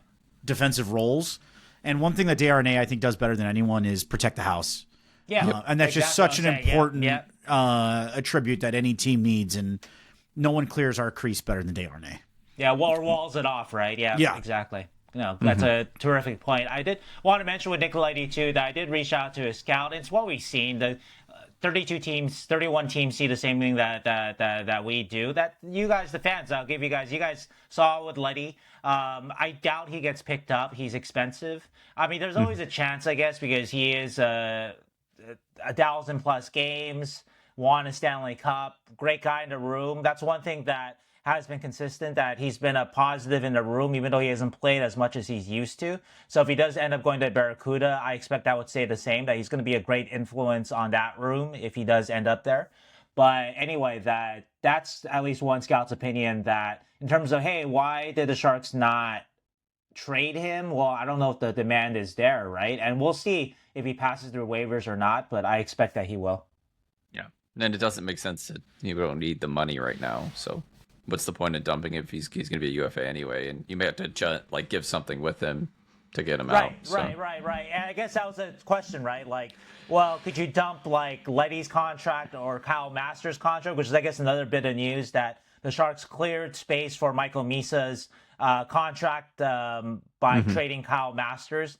And you would think the preference is to waive Nick Leddy and have someone pick him up, and you give up nothing. The Sharks gave up a little something to get rid of Kyle Masters' contract, just not a lot. They traded a 4th-round pick this year to Carolina, and Carolina returned a 5th-rounder next year. So you lose a little bit of that draft, whatever. You fall in the draft a little bit there. But regardless, though, that tells you, again, where Leddy's play was this year. And so, anyway, that's just the way it goes. Great career. Good guy from all accounts. But that's just how it goes in sports. Mm-hmm. Yeah, we still can't get results in this Rasmus Anderson trade. I wonder what it was for. I'm gonna does Vegas even have a first this year? They traded all their firsts and all their stuff. Well, I don't know. It's a good question about what Vegas even has to offer in terms of the price was a week ago, granted, but it was 2 first-rounders equivalent. The Boston offer was rumored. I don't know how accurate it was. A Lowry and Poitras and a first rounder or something like that, which is a very good offer, really. That's a great offer. Yeah, because Lowry is a very young and inconsistent, but very talented. But I wonder what Vegas. I mean, Vegas trades for everybody, I guess. I'm gonna guess probably Trevor Connolly because that's like their one good talented forward. Yeah, and then they have a first next year. So maybe that. And then I don't know. Well, keep looking. Maybe you can break the actual return. So in the next half hour or so. So anyway, next bit of news is Will Smith returns, and Will Smith came back against the Red Wings, scored a goal immediately. So that's great to see him back. It really does present an interesting problem for the Sharks, and also makes it kind of a wonder or a question why the rumors around the Sharks and the trade deadline so far are them adding a winger in Sherwood, because with Smith coming back, today at practice in Fort Lauderdale, the Sharks had Jeff Skinner and Adam Gaudette sitting out. And Gaudette has done nothing to get sat out this season, right? Gaudette, I think, has 10 goals, right? And even Jeff Skinner, right? Jeff Skinner hasn't had the best season, but I would say before Jeff Skinner was getting sat out for the string of recent games, Skinner was playing some of his best hockey since the beginning of the year. He obviously got off to a good start with the Sharks, and then kind of slowed down. He got hurt. But the last couple of weeks, I thought he'd been playing pretty good hockey, actually. And so basically right now, the Sharks have a good problem. They kind of have too many wingers, and you still have Kurashev coming back at some point too. And so anyway, that's an interesting part about Will Smith coming back. Yeah, we have to see what kind of juggling we're going to do with all of these guys. Right. Skinner, Gaudette, Dellandrea, Kurashev, with our additions, right? With Chernyshov and Smith and Misa have kind of made it all kind of a jumble. Being in there too, right? Graf, So big jumble of in Regenda. It's we have too many players that can play, when most seasons we have too many players who can't play. Exactly. So this is a good problem to have. It's a good problem to have, yeah. It's just I wonder how Mike Greer kind of solves it and sees if he can kind of get anything for the guys like Dellandrea, if he decides to trade them, or Kurashev in bigger deals to get better players, or what, because we're setting out too many players too frequently. But I liked Will Smith's return. I felt like it was I think Randy said it, or Drew, one of them was they never left. It was the connection's back.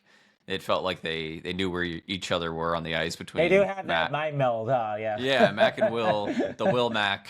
It's a little too much sometimes when they overpass to each other, honestly. But, they'll figure that out, I think, over the years. But I do want to add with Skinner that he, like John Klingberg, has a full no trade through January 30th, and then an 8-team trade list through the end of the season, so it converts.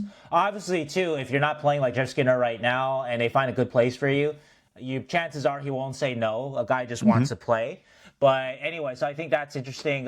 Jeff has had a better season than, say, Nick Leddy, so it's possible that he can find a landing spot somewhere. But we'll see on that. But finally, I guess, if nothing else on Will Smith, so great to see him back. We have Michael Misa, right? And so I just wanted your guys' thoughts on Michael Misa's game the last 3 games. I think it's been a little, honestly, it's been up and down. But the headline part is that Michael Misa looks like he's going to play again tomorrow, actually, against Florida. He was the third-line center during practice. He is a guy that is pushing out guys, and you wonder if it is a kind of interesting thing that they did by deciding to keep him, because I think it's also a statement that they believe that he can help them on their playoff run. Maybe not at this moment right now. I mean, that's a little iffy, but can he get better over the next couple of months like Will Smith did last year? I think there's a belief in that, but that he is kind of pushing players out. But also the other part of it, and I wrote on this, is that he's going to get scratched some games too, and fans might rip their hair out. You're just like, why are you playing Barclay Goodrow, Adam Gaudette, or whoever over Michael Misa or Ryan Reeves? And like, well, these guys are, the Sharks have judged that these guys are helping them win more than a Michael Misa. So anyway, just thoughts on Michael. Zubair, you got anything? Nothing really too much to add. I mostly see it the way Sheng sees it. I see ups and downs. I think that they're giving him the same similar treatment to Will Smith last season, obviously with a little bit more responsibility, keeping him at center, and with the belief that he's going to grow into that role, given him enough time and development. But yeah, I do see him. From what I've seen, he has shifts where he's engaged. He seems a little bit heavier on the forecheck and a little faster, just subtly. A little stronger too, I think, or maybe it's just comfort that I'm really watching there in the NHL, and maybe that's why more of what we see in the O is coming out. But yeah, similarly, I've said it before about him. I think because of his pedigree and his track record being an underager, that he will eventually figure it out. But how often do they sit him here on out for the rest of the season? Based on where the Sharks are in their timeline and whether he can help or not. There was a goal the last game on his line where I think he could have done a better job managing the puck and being an F3 when in on the forecheck as a center, which ended up resulting in a goal the other way. Are you talking about the one that, what was it, Casper? It was Klingberg turnover. Right, yeah, no, for sure. Correct. That was a 1-0. He was in the right place. Misa was in the right place, but just not strong enough to take, right? So. Correct, yeah. So there's things like that. And to your point, if those things were costing us games, right, then which it did, then you have to consider that. And God, that's, we have, again, I think that we talked about just a second ago, but this problem that we've had with too many NHLers, and maybe they're not at the higher caliber, but this is by construction with Mike Greer's stated goal to create competition in all positions. And I think that's what we're seeing is an abundance of NHLers, and have them battle it out for the one that, has the least amount of egregious mistakes. And with him, I think that they'll have him figure it out with time, and he's going to get a longer leash, as we know, because of his high hockey IQ.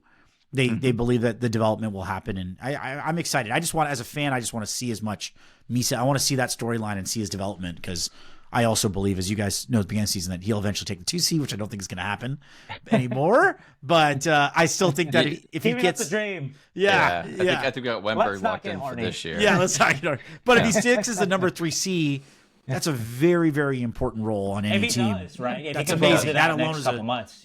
Great accomplishment. So I think the interesting thing was, you guys mentioned being, like Sheng, you mentioned he's in the right place, and then just being harder on things, harder on the puck. It's multiple times when I watched him, his stick is in the right place and he's getting to the puck. It's just he's not. He's either thinking that he's going to strip the player a little easier than they didn't get stripped, and he thought that they would. There was the goal against where he went one way, and I think it was it Klingberg or somebody hit him. Yeah, the play we just talked about. Klingberg admitted that he made a mistake there. He thought that Misa was going to go up on the wing, but then, even on the back check, his stick is in the right spot, and he hits Casper right on the stick, right to steal the puck, and instead of just leaning into him, he thinks that he's got the steal, so he switches his blade over to the other side, and Casper just is like, I still got the puck. Like, you thought you took it off me, and nope, you went to the other side. This ain't Saginaw, bitch. This ain't Saginaw. Exactly. That's my point. It's like because Misa was there, he saw it. He's like, okay, I got my stick right on that, and normally that's a strip, but it wasn't, because he was too strong on keeping that puck. So I think he's just got a lot of those anticipatory habits that he thinks that he's going to get that puck and go the other way, and it hasn't happened in that manner.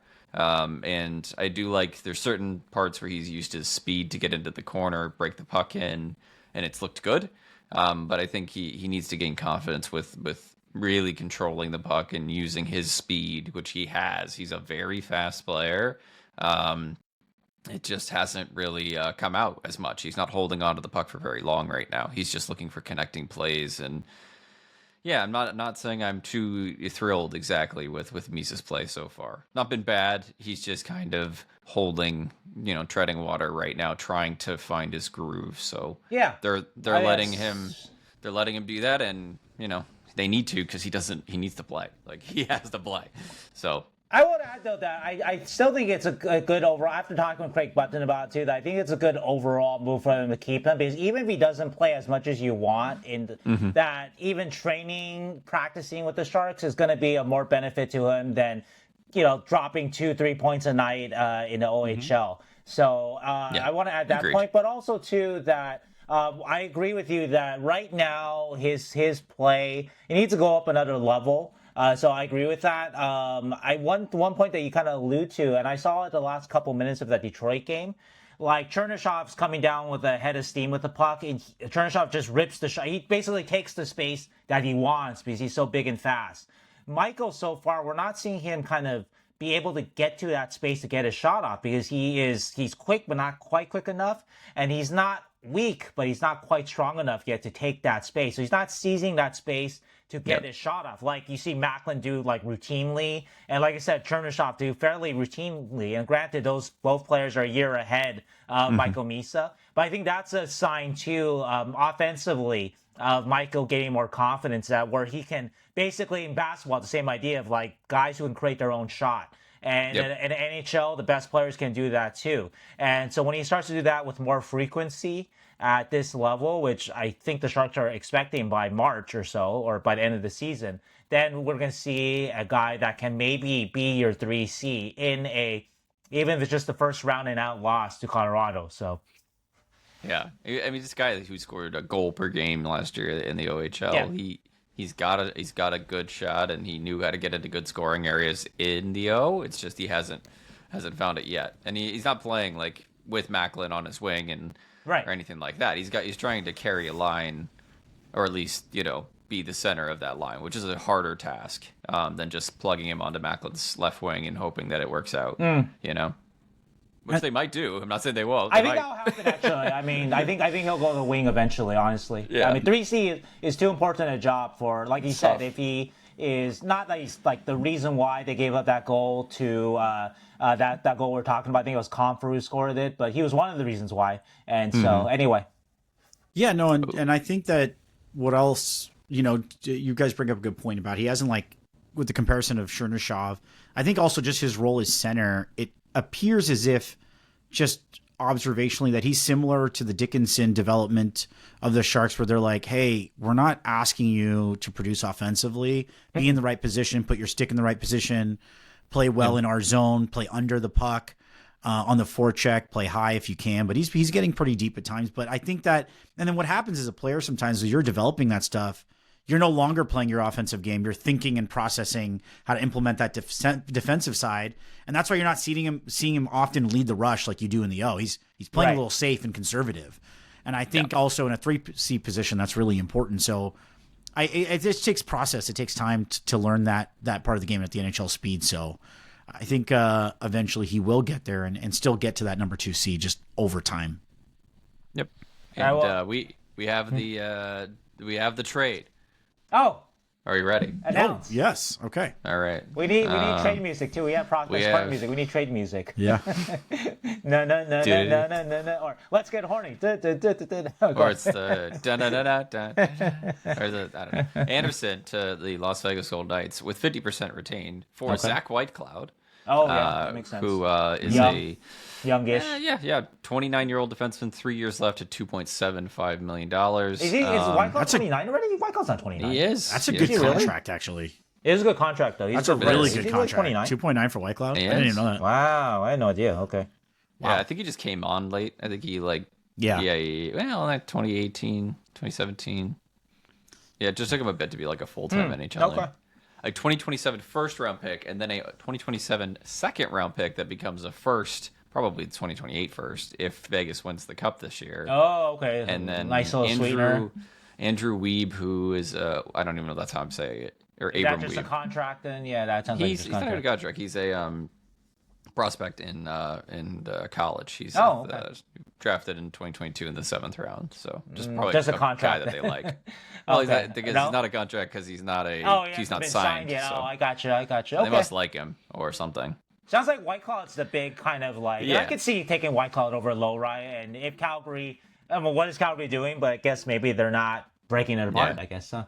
And then a first and a second, and that second could become a first if they think if Vegas wins the Cup. Right, so that could be 2 right. firsts and Whitecloud. Yeah, maybe you take that over Lowry first and Poitras, who not too bad. All right. Yeah. Well, there's like one big domino to fall for the whole trade talk. and the Sharks did not get it. I mean, I don't think the Sharks could have. I mean, they don't have equivalent defenseman for sure. If they had Zach Whitecloud, they would have kept Zach Whitecloud. And I guess they have first to offer, but they don't have Zach Whitecloud. So. Yeah. Yeah, right. And so, I don't yeah. think they want to if they're not sure that Anderson's going to resign. Vegas can take the, Right. Anderson risk. is an upgrade on Whitecloud, to be clear, but Whitecloud signed for 3 more years at a reasonable contract. So, okay. All right. Well, exciting news. Anyway, before we head into Keegan's prospect corner, which is even more exciting than the Rasmus Anderson trade there. Anything else you want to say about the Sharks this past week? Games since the last pod, actually been quite a few of them. There was the Columbus game, LA, Dallas, Vegas, at Washington, at Detroit. So just want to make sure that back-to-backs. Yeah, a lot of back-to-backs. Make sure that there's not anything else you want to say about these games before we get to I think it was already said. The music. I think it was already said, but I really did like their game against Washington. I felt like that was such a good, complete game against Dallas, the team. too. Dallas was good as well. It's why part of the reason why I bought into it, because they play enough good hockey against good teams that, along with the other elements like Macklin being Macklin and the vibes, that I can buy into it, and the West being weak and a weak schedule, so I can see it. It's not they're not just like running up on, and because there aren't that many really bad teams this year, just because of the parity, really. right? Yeah, so Yeah. They're competing every night, mostly. I mean, we have the blowouts, like we said, but that happens every single team. And yeah, those are huge games for me. That Washington game, just holding them out, and Washington's such a really well-coached team overall that they didn't crumble. They weren't they weren't scared. They held their own in that game, and then Dallas was a great game too. So. Like JD said, I was a little upset that both LA and Anaheim got 3 points in the last 2 games against each other. That's I was gonna like, happen a great, lot, yeah. Amazing that they both didn't move, and now we're all tied for this one spot that we want. So we'll see. I'm cautiously optimistic. I still have not crossed the line yet, but okay. maybe someday. I mean, 3 in the Pacific, I think, is actually open too. I mean, Vegas is, even though Vegas isn't like the standings don't reflect it, Vegas is a loaded team that just got more loaded. If you listen to Ryan Forsosky talk about Vegas last week, I should share it. He respects the hell out of that team. So that's a team that Forsosky expects to just take over. Even if he can't say it because he's competing for a division, I think he expects Vegas to basically take that division. That's what it sounds like. Obviously, Edmonton, too, is still, they've got Connor, they've got Draisaitl, so they should be, I think, the 2 teams there. But LA has a lot of question marks. They're aging. Their young players aren't getting that much better, besides Clark. So Anaheim, they've just lost Leo Carlson for about a month. So I think that it is open for the Sharks there. And Seattle, like I said, has some good players, but just overall, they're not a team that excites anybody. So, but anyway, Zubair, it sounds like you have an update for us. I was going to ask you if you had any thoughts about the Sharks this past week, but let's just get into your life update at your. She's a The little newest member. Better than Rasmus Anderson. That's right. This is the big trade on San Jose Yes. Hockey Now. Oh, wow. First round pick. Traded second my round life pick. for this baby right here. Aw. She's so cute. She's What's the her best. name? Penny Lane. Okay. Penny So Lane. last dog was Sergeant not Pepper's. Rasmus Dahlin? Not Rasmus Dahlin? Yeah. She's a little terror right Yeah, now. Penny Lane. That's why I had to get up. She's been sitting in here with me. Mm. But yeah. she's cute as all hell, which is She is the cutest Yeah. thing. she's so cute. And it's kind of Oh. I know, a little squeak. She's amazing. And then she'll take a power Cute. nap. And then she's a little terrierizer is what we call her. And she just goes nuts. She's full puppy. Chews everything. play. Yeah. It's amazing. Wants to play. Yep. Oh, I love it. Wow. You know what? That might account for Prospects Corner right there then. So sorry, Yep. Keegan. I mean, she is a prospect. What's her draft year? Is she 2044 draft? Is that what she is? Yeah. Something like that. We'll play that. You guys want to hit the play music, DJ. music? Hit All the right, music. we're gonna Every play that time. Yeah. music. Hit it. All right, hold on. Keegan's Prospect Corner. Keegan's Prospect Corner. Keegan's Prospect Corner. It's never I was gonna play it again. No, I'm not gonna play it again. Just Two make in a sure it row. doesn't get cut off, all right? People I know. complain on YouTube that they only listen to the show for that. It got cut off the last episode. So mad at myself. Our auto editing system thinks because we don't say anything during it that it's like 5 seconds of dead air, so it just like cuts it out, and that's dumb. So we won't do that. I promise this time. Okay. Now, let me. I might need to interrupt a little bit. So, can we go with Tomas Galvas first? Because I Sure. have something from a scout for you. I might need to leave before that. So, yeah. So, Okay. Yeah. Cool. So we're gonna cover Tomas Galvas. As our 2026 eligible, and then we're gonna cover Filip Bystedt just because he's been in the news. The Beast. You know, the Beast did. But Tomas Galvas, if you weren't aware, is a 5'9". I'm sure maybe. you weren't aware of him. Probably not. 5'9", 5'10", Czech defenseman playing in the Czech men's league. He was draft eligible in 2024 and 2025, and this year in 2026. So why are we talking about a three-time? He's a half-wall hockey pick. He is well. First of all, he's he won like a defensive MVP for the Czech squad. He had like 9 World points World Juniors at World Juniors. Okay, this one, right? This most recent one. This past one, an excellent World Juniors, got a lot of attention from like the national media types. Craig Button put him out on a list for this year's draft as like 55 on his ranking. Top 100? At Craig 55. Craig is bold.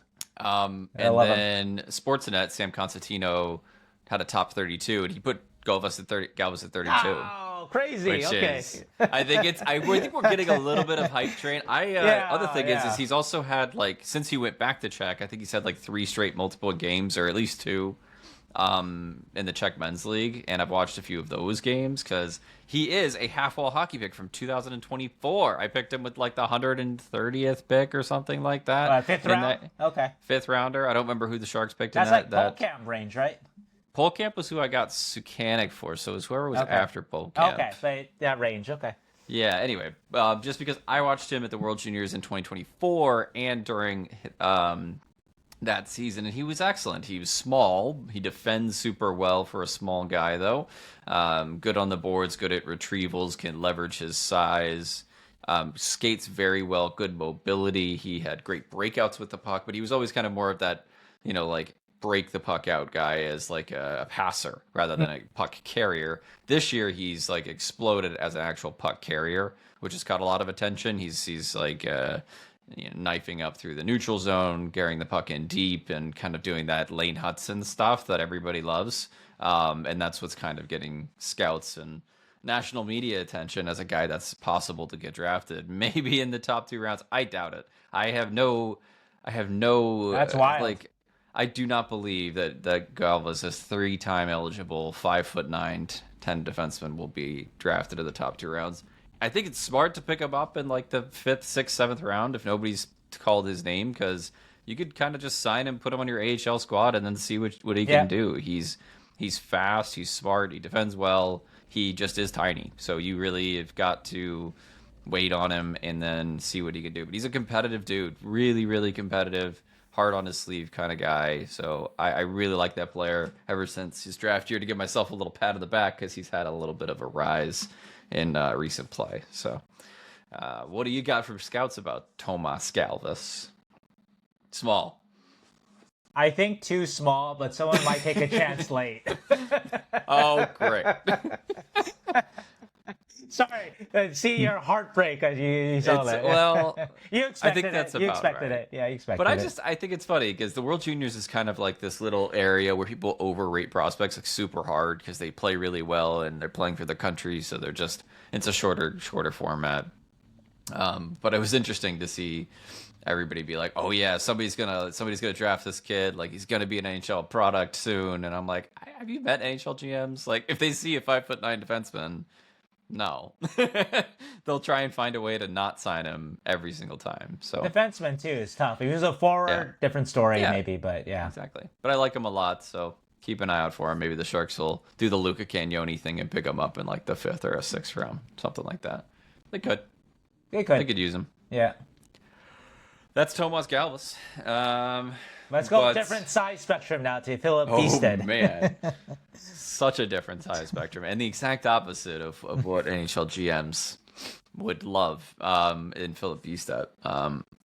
I think it's interesting. This whole like, it's been a while since we've had Sharks prospects be in like the news to be traded. That was my first opinion of this whole like Filip Bystedt maybe getting, into those trade talks for Kiefer Sherwood. Yep. Mm-hmm. It's like been a while since I've thought about that, right? Like, what are we actually going to start giving up in this whole Quentin process? Musty was a late scratch yesterday's game. There's a panic. Yeah. Which But I cleared up. His agent, Eric Fayon, told me that he just had a lower body injury. But again, it's not something that you associate with Sharks prospects. So No, normally we're trying to gather all these assets, Yeah. keep them, develop them, and all that. But now I think we're going to start to see a little bit of a shift of guys that might get shipped out that were drafted. And if you weren't aware, Bystedt was drafted in the end of the first in 2022. He was that part of that package that sent down, I think it was the number 11 pick. 11, 34, and 45, I think, right? Or 11 went to Arizona, and 27, 34, and 45 came back. That's Cam Lund, Havlid, and Bystedt. And Bystedt, which it honestly has not, not that it's not worked out, but it hasn't really produced an NHLer yet. Yeah. Right? That's kind of, we're getting 4 years post draft. You really want to start, you want one of those to have really Well, it kind has of. for Arizona, but or Tampa, I guess. Connor for Geeky. Tampa. So exactly. So you really want one of them to have become an NHLer or at least be on the cusp. And I think Bystedt is close. I will say that. I Cam think there Lund, is, too. and Cam Lund. Yeah. They are close. It just, I watched Bystedt this past week, and it's been the same thing. And I don't like, I've talked about Bystedt so many times on this show. He has improved in a couple areas where I think we should talk about first. He's faster. He's definitely got more speed with the puck. He can cover back check a little bit better just because he's got better speed than he used to. He was never slow. He just was always like, lanky. Needed to get more strength in his lower body to really get a good acceleration. His top speed's excellent, and so I like that. And I mean, people have always liked that about Bystedt. He can carry the puck pretty well. He's good at a wrist shot. Net front, he can do some damage, and then he can play behind the net and make some plays. I think the problem with Bystedt, he just hasn't really chosen what kind of player he's going to be, either offensively or defensively. He doesn't have an identity of, am I a shutdown center? Am I a puck rushing forward? Am I a power play guy? Am I a penalty killer? He doesn't have that identity because he's still just like a bag of tools. He's a bag of a good skating, good handling, decent passing forward in a 6'3", 4 frame. That he's also just a little too light on his skates still. He gets knocked off the puck very easily for a guy his size. And I don't know if the hockey IQ, hockey sense is entirely his strength.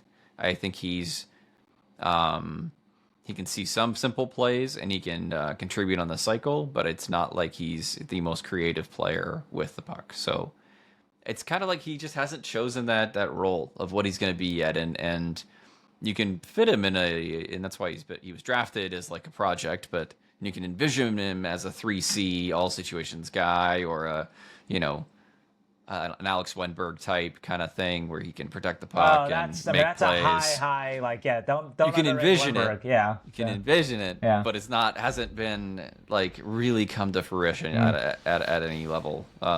He is improved this year though, and his numbers are AHL better. All-Star. Let's get He's give an him props. AHL All-Star.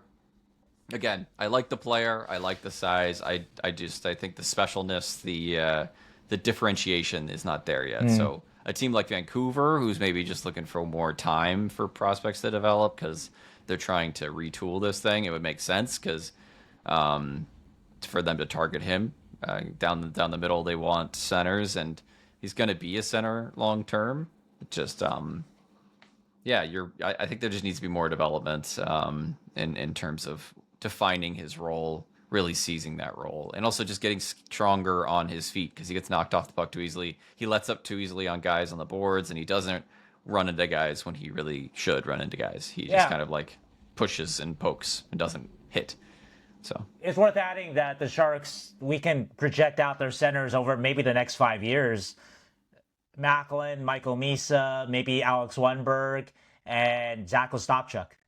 yeah, who I And- think has passed him over. Ostapchuk has, I mean, that 4C job specifically is Zach's probably to lose for the next like half decade or so. That's how well Zach has played this year in that role. Yeah. And with Bystedt, he's toolsier. He's definitely more skilled than a Zach Ostapchuk, but he'll have to be able to produce at a third line level at least, and not be a defensive. Like I said, he's got to be stronger defensively to really take a 3C. A guy like Alex Wenberg is kind of the model for a 3C kind of guy. You know, you probably want Alex to be a little meaner and to shoot a little more, but those are his only kind of drawbacks there. But otherwise, he's pretty much the model player that you want at 3C. And so how close can Bystedt get to that, I think, is a huge question mark. And so, yeah, it does seem like he could be, of their prospects, maybe even more expendable than, say, a Musty, because Musty does still have a little more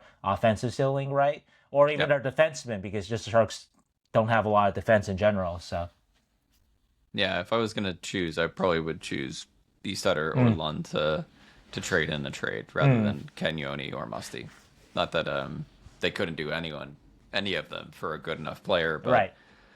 I think that's what they're thinking too, is that the center seem to be pretty okay, and Bystedt has some value in that as a future center, so that they could get something for him, and a good player too. So, Yeah.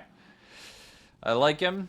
I just haven't seen that full. And there's moments, right, where you're like, oh, it's coming together. He could be like a net front guy and can kind of pot you goals because he's so big, but he's still just too easy to knock off the puck, even though he's so big. And he has a good wrister, but he doesn't shoot enough. And yeah, I don't know. It's tough. Some guys take longer though to really to figure it out. So a team will definitely hold on to him for a long time to really try and see if he's going to be something or not. But my biggest takeaway is that he just hasn't really filled the role yet that you want him to fill, other than being big. So,